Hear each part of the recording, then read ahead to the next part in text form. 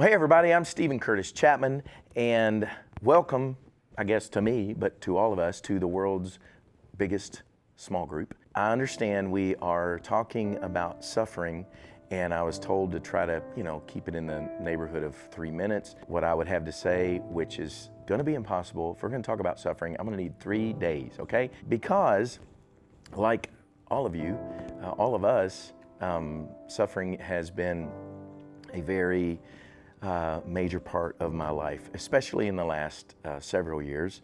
And those of you who know my story and know my family story know that we lost our youngest daughter about 8 years ago in a very tragic way. And so suffering, I thought I had experienced it, I'd maybe kind of been down 10 or 12 feet below sea level, and all of a sudden it was like the deep dive, hundreds of thousands of feet down, it felt like, into just to hard things and suffering. Here is what I would try to say in a very short amount of time. It's basically that what I found to be the most powerful medicine, the most important way to respond to suffering, the reason I'm sitting here in this chair still talking as a person of faith and probably even still breathing and still alive, is because worship is the response to suffering that has kept me and my family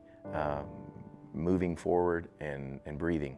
We all know the song for sure, "Blessed be your name, you give and you take away," comes from Job, and I think Job has taught me more about suffering than anyone in that one phrase. God, I'm gonna bless your name, even though I don't understand the pain in my life right now. I don't understand what's going on.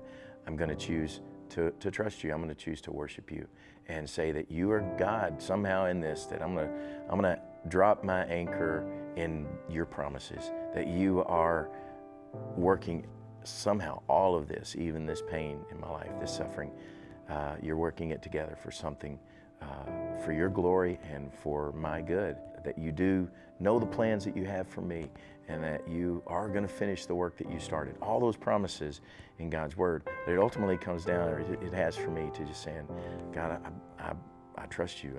I'm going to worship you as God and bless your name when I don't know what else to do or say. That would be my encouragement to you. Read Job. Obviously, there's so much in Psalms, so much of the Psalms that start with, "How long, O Lord?" I mean, David, the psalmist, is in deep grief and suffering and pain, saying, "Are you going to forget me forever?" But it's like he takes a breath and says, "But your love endures forever. Your love, I'm going to trust." It's not that he feels it, I don't think, at all. But what he felt was, "How long, O Lord? I'm suffering, I'm in pain. But this is what I'm going to choose to hold on to and believe." So God bless you. Thanks so much.